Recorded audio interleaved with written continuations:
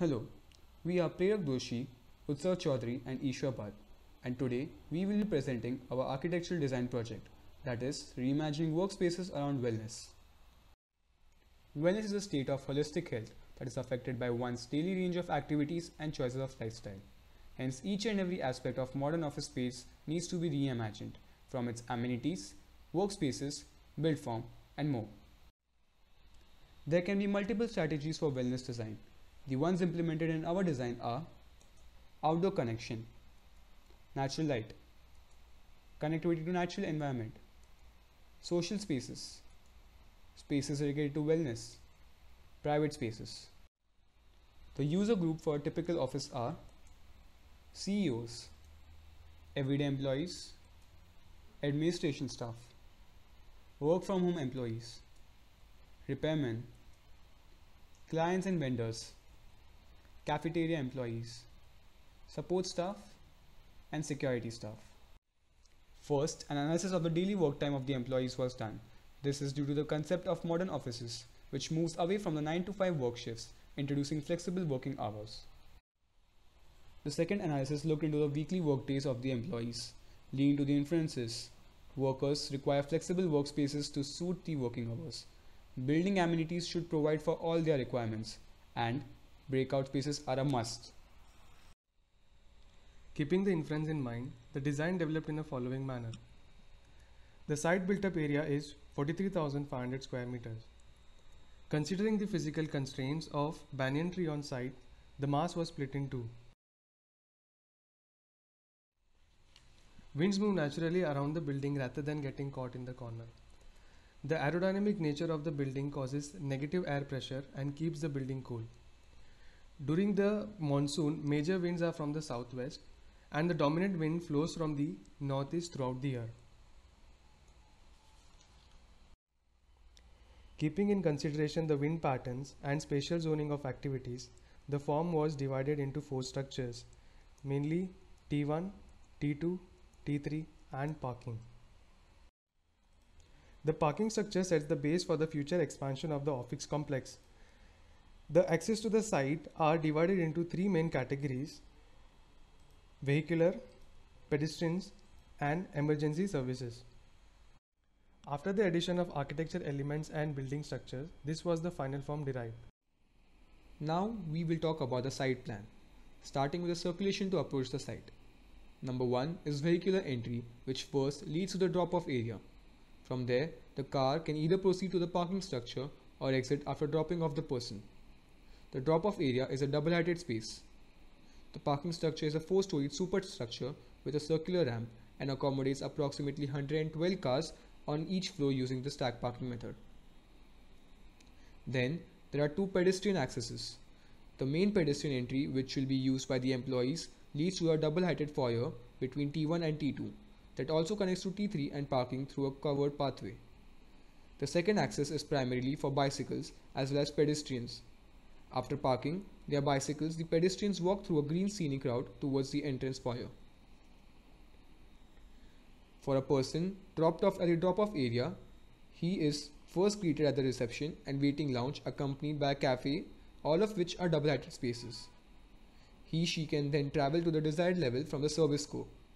Same is for an employee entering through the foyer.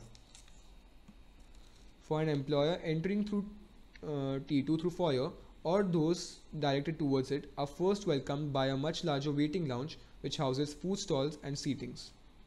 The user passes the space to enter the core to reach the desired level. There is a provision of an indoor market for the employees who wish to buy groceries before leaving. The users access the T3 through the covered pathway or from the parking structure.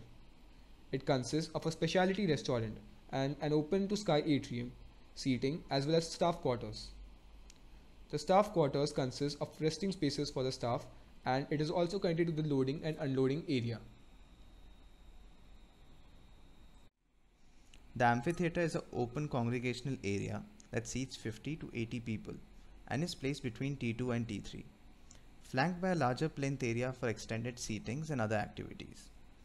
T2 reception in the time of a larger event can be repurposed for seating and dining activities for the same. The covered pathway is a semi-open paved path that connects the two volumes in the site. With skylights on it, the path is always lit with plenty natural light. For any impromptu discussions or small meetings, they can be conducted in the discussion pods that can seat around 5 to 6 people.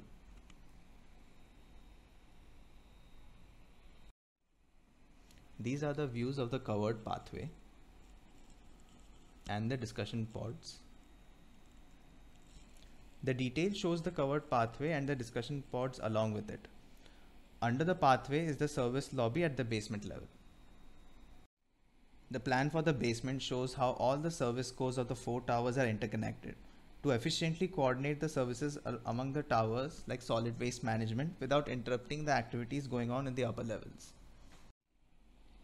The mezzanine floor in T2 and T3 act as seating spaces for the food stall, specialty restaurant, and staff quarters.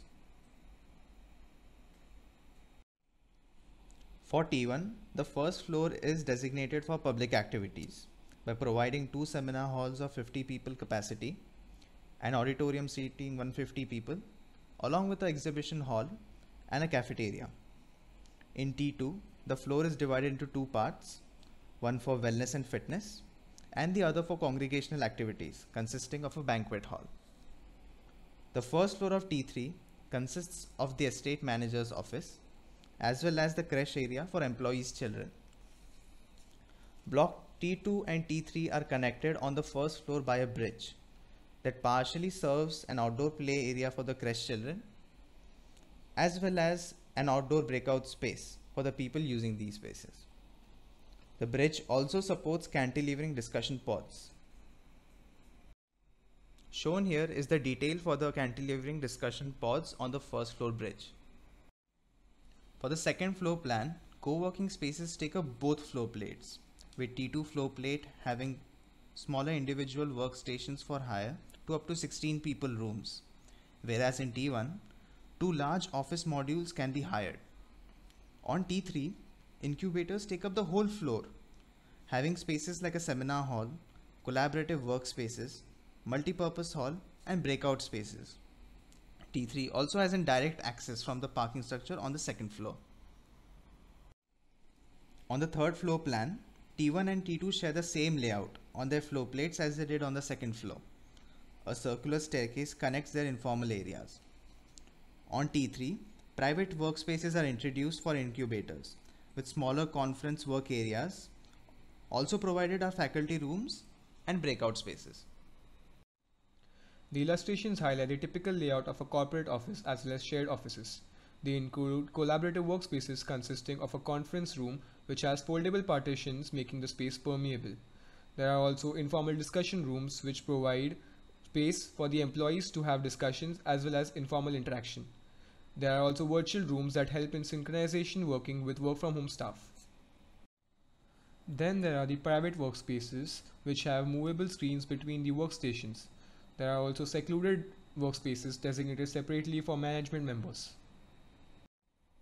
For the informal spaces, there is provision of balcony areas as well as a spiral staircase connecting the breakout spaces of different corporate offices. There are also quiet rooms that provide seclusion from the hectic routine and a peace of mind. Along with this, there are reading and indoor game areas to provide a break from the office tasks. The pantry and the toilet are planned adjacent to each other. They are allotted between the individual workstations and informal breakout spaces. The pantry is closer to the breakout spaces. The reception and the waiting areas are secluded from the office for post-pandemic situations. For the same reasons, their discussion rooms are also placed closest to the entrance to minimize their circulation. For fourth floor plan, in T1, the similar office layout as discussed above is being followed. For T2, the floor plate gets divided into 2 such offices, and the similar layout can be seen here as well. For T3, accelerators seem to follow the same planning just like incubators. Just in their case, they have an added library and an outside reading space. For fifth floor plan, T1 follows the same layout as fourth floor. For T2, there are offices as well as a refuge area. For T3, the accelerators have their own private workspaces along with faculty rooms. T2 and T3 are connected by a bridge. For the 6th floor plan, T1 has the same office layout. For T2, it has one office layout as well as a canteen space for the whole site with an indoor and outdoor eating space. For T3, the terrace has sleeping pods, organic planters, cloud watching areas, and other such breakout spaces. For the 7th floor plan, T2 has two office layouts. T1 has breakout spaces, performing areas, jogging, and walking pathways on its terrace. For the 8th floor plan, the T2 building only has two office layouts. For the terrace floor plan for T2 building, it sports an organic planting area, has organic farms, greenhouses, sitting areas, and as well as other breakout spaces included in it. Shown here is the roof plan for the entire site.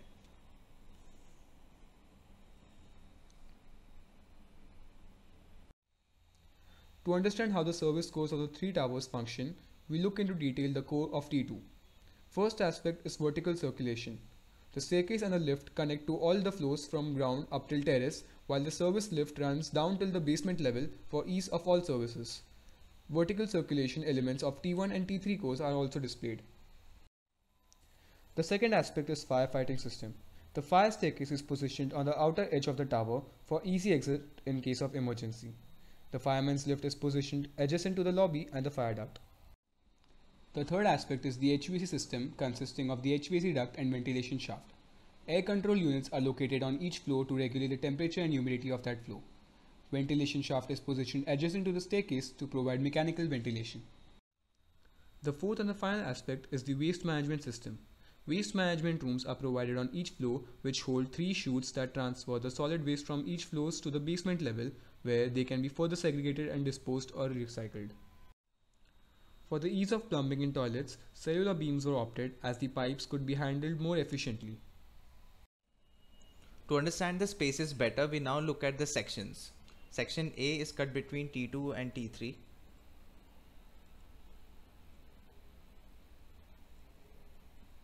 Shown here is the terrace of T3 detailing the sleeping pods and the organic planters. Highlighted here is the double-heighted collaborative space for accelerators and its vertical collection. Detailed out is the creche, its inner and outer play areas, and the bridge connection joining T2 and T3 at first floor. Here is the T2 terrace showing its terrace planters and the office spaces at 7th and 8th floors. Shown here are the private and semi-private spaces of co-working offices on the 2nd and 3rd floor areas. Now looking at section BB, which cuts between T2 and T1.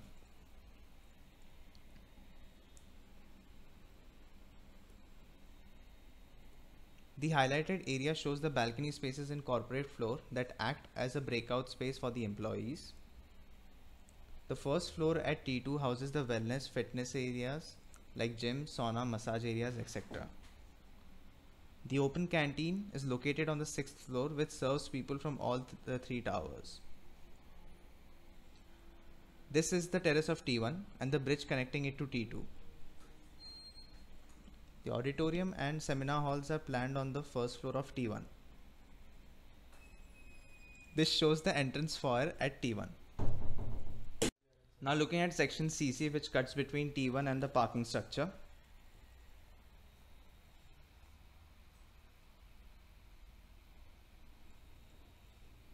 The highlighted area is the terrace of T1 showing the public gathering spaces. This is the waiting area plus food court that precedes the auditorium. Now looking at section DD, which cuts between the parking structure and T3.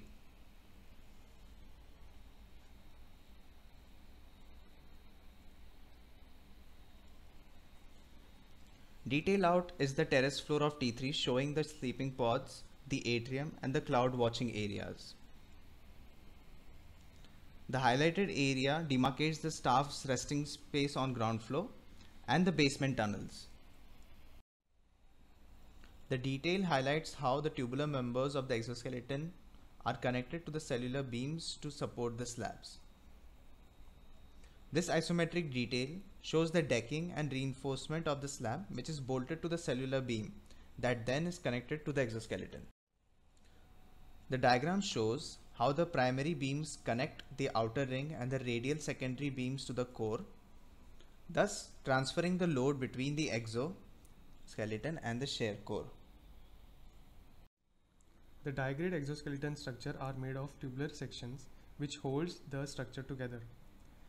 This tubular section helps to transfer the load of connecting bridges between the towers. These bridges are precast concrete, grouted and welded with a flat plate together with the tubular sections. The kinetic shading device helps to protect from harsh sun on south and west facade.